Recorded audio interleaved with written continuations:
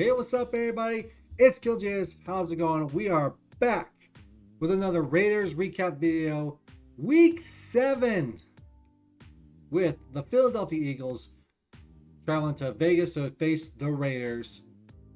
Let's just say this, all right? There's a lot of questions that need to come out with this game.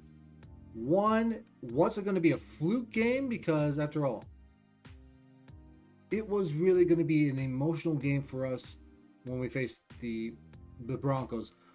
But then what was really mattered was, are we going to be able to keep it up? Now, the second thing was Darren Waller was not here. He was injured in practice, so we had to do without him. And that was the question, was were we going to be able to do any kind of offense whatsoever when it came to just not having our main target? Because again, everyone was always doubling up Waller, which helped freed up other people. Well, I'd like to think that we definitely matched what we need to do, because the final score was 22-33. Raiders win. We are now 5-2. Well into the bye week, first in the AFC West. Pretty much the top dog when it comes to the AFC. Big win. Extremely big win. I mean, I cannot tell you enough how awesome it was to win this game. It was a very much needed game to win. We got it done. I'm happy about it. I hope you all are happy about it. Let's go ahead and get to the stats. So, when it comes to stats, I'm going to compare the two teams, such as the Raiders and the Eagles. And then after I get done comparing the two teams, we're going to go into me just going over the Raiders player stats, especially the leaders when it comes to stats. I'm not going to go over to the Eagles. If you want some of that stuff, I don't know. I don't know if the Eagles even have one. I'd say go to EDP 445 for his, but he's not on YouTube anymore. That's what happens when you... Anyways, moving on though to stats. Here we go. So obviously we did really good in our offense. We had so much production out of our other people. That was great. And so, total yards was 358 for the Eagles, 442 for us, 323 passing yards for the Raiders, while only 223 for the Eagles. However, the Eagles did beat us out in rushing with 135 compared to 119. But at least we got a freaking 100-yard plus game, which was big for us because, after all, we have been struggling with the run game. Good job, Anya, offensive line, for winning the battles in the trenches and whatnot. For yards per play, we had 7 yards per play, while the Eagles only had 5.3. When it came to turnovers, we both turned the ball over, but for us, it was just once, which is the interception by Derek Carr. And then, of course, the Eagles freaking got 2 with fumbling. Awesome job on that. For time of possession, though, we won out on that with 32 minutes and 31 seconds. Meanwhile, the Eagles, they only had 27 minutes and 29 seconds. Good job on us. I mean, I would rather have us get a time possession where we are 30 plus minutes in a game. To me, that should be a win automatically. Because normally we produce great results when we have something like that. But moving on, though, we did lose out though when it came to penalties, 7-4. Once again, discipline is the issue. Offensive line holding, guys, you gotta stop holding. Stop it. Seriously. That's all I could say about stats. I mean, really, in all honesty, the offensive numbers for the Eagles shouldn't have gotten as high as it is right now. And that's because we took our foot off the pedal. It should have been pedal to the metal, step on their neck, dominate, annihilate, freaking But we didn't do that. We pulled up in the fourth quarter because we just wanted to play conservative. I absolutely hate that. We'll get onto that a little bit later. It was a player stats. So for leading the way, of course, we got Derek Carr. Derek Carr was on freaking fire most of the time, but here he was, 31 for 34 on the field, 323 yards, two touchdowns, as I say, 2 touchdowns, but he had that one freaking interception. Dear God, Carr.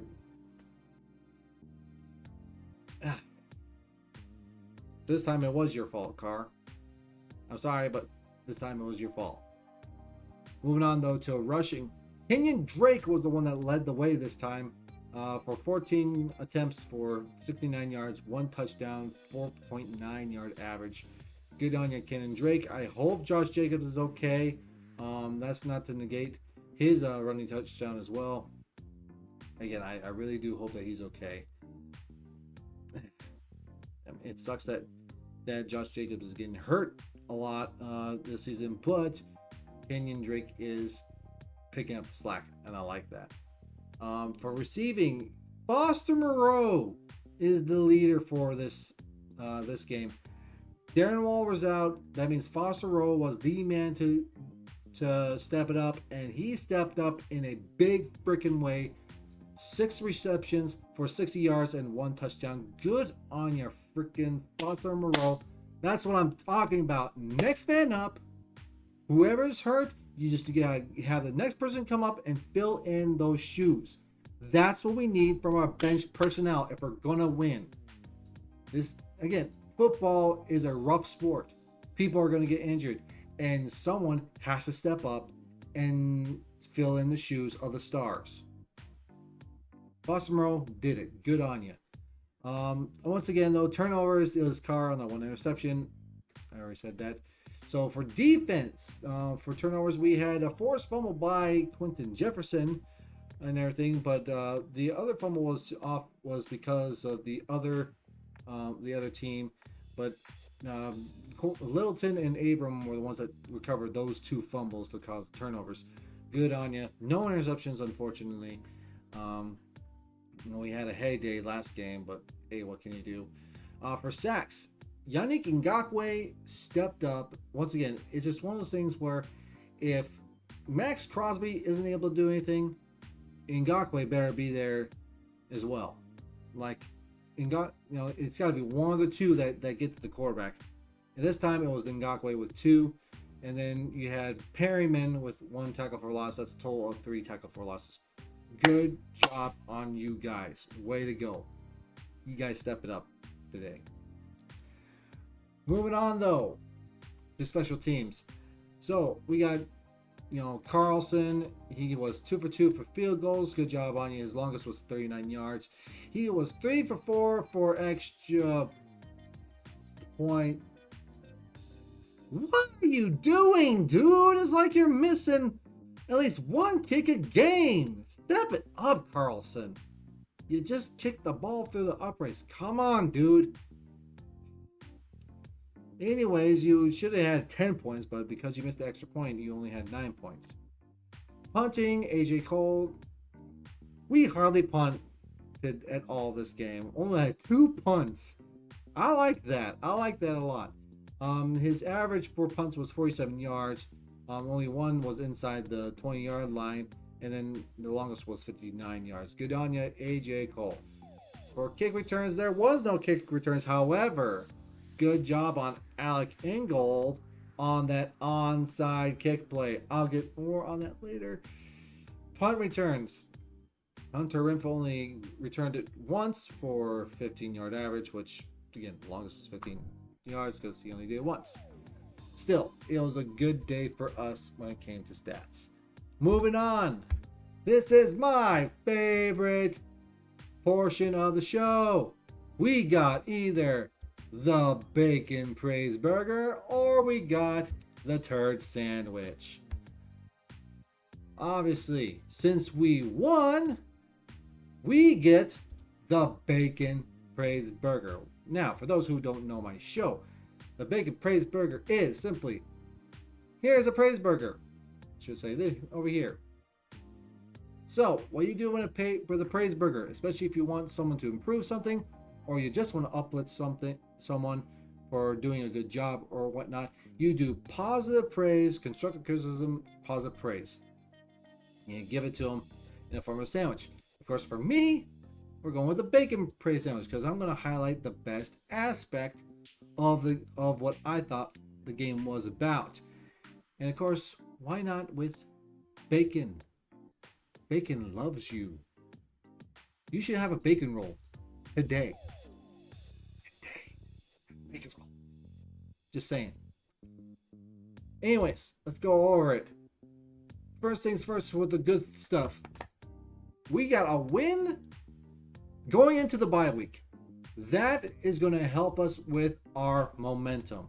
Instead of stewing over a loss and what could have been us being 6-3, or should I say 4-3, you know, instead we're going to be focusing on the positive, which is, hey, we're 5-2, and we're on top of the AFC right now. Not only the AFC West, but also the AFC. I mean, you can't get any better than that. Good job on you guys for getting this W. Now, Alec Ingold, another highlight for you because, again, that freaking onside kick, you know, just starting off halftime, they decided to pull in some trickery, thinking, you know what we're going to do? We're going to fight because, yeah, the Eagles knew they were slipping and that I was getting away from them. And Alec Ingold, you were on your toes and you got it. That could have been a huge momentum swinger, but you capitalized on it. You saw it. You made sure the Eagles stayed on the ground. Good job on you, Alec Ingold. Now, moving on though. Carr. With the interception, you gotta make better passes. I am hard on you for a reason, dude. I'm hard on you for a reason because you are the guy that is solely gonna help us win. You know, defense wins championships, but offense wins games. Right now we're on games, and you, my friend, need to make better passes. You were on fire, though. I'm going to give you that. You were on fire for the rest of the game, but still. You got to do better passing. Come on now. I believe in you. Next aspect. Guys, I'm sorry, but analytics be damned. I hate conservative play. I absolutely loathe the aspect of conservative play in the NFL because it only gives teams a chance to come back. And the Eagles were on their way to coming back. I don't like that. Do we not remember 28-3? Do we not remember that Super Bowl? It can still happen. And if we don't do what we are supposed to do, we could have lost that game. All it took was a couple of mistakes. We could have lost the game. That is why when it came to Al freaking Davis, Al Davis didn't want to beat his opponent. He didn't want to win. He wanted to dominate. He wanted to destroy, annihilate, and freaking enslave his opponent. That's what we need to do. I do not care. I want us to run up the freaking score. I don't care if it's unsportsmanlike. You guys need to run up that score. I want at least a 3+ touchdown lead before the game is over with. That's what I want to see. I don't want to look and be like, oh, they're coming back. Seriously. I hate that. Moving on though. Offense, you guys did a wonderful job today. I mean, especially with the run game. With a 100+ yard running game. I love it. I like it. let's just keep that up for the next games. And then, of course, the bacon for it all is simply, again, Foster Moreau for stepping up to Darren Waller's shoes, and balling out like you did. And honestly, Foster Moreau was known to make some good plays, but for it to have him step up the way he did speaks volumes. That is awesome. Good on you for Foster Moreau for filling those shoes, stepping up, and doing your job. I love it. That is your bacon praise burger. Munch on that for a bit. In fact, might as well go ahead and munch on that for at least 2 weeks, because we have a bye week. Anyways, guys, that is it for this video. I am wearing, of course, my freaking Raiders hoodie from last week because it's getting cold. And not only that, but boom! Charles Woodson, let's go! Of course, we're going to wear a Charles Woodson jersey. Tell you, it's getting cold out there, guys. The snow is starting to fall. Winter is coming. Thank you all very much for watching this video. I'm going to be working on something. I hope I can produce it in a few days. We'll see. Stand by on that. It could be a while, but I'm hoping to get it done in a couple days. So stay tuned for that. I think for those who are who do the RFR show, I think you'll appreciate it. Anyways, I shall catch y'all later. Bye.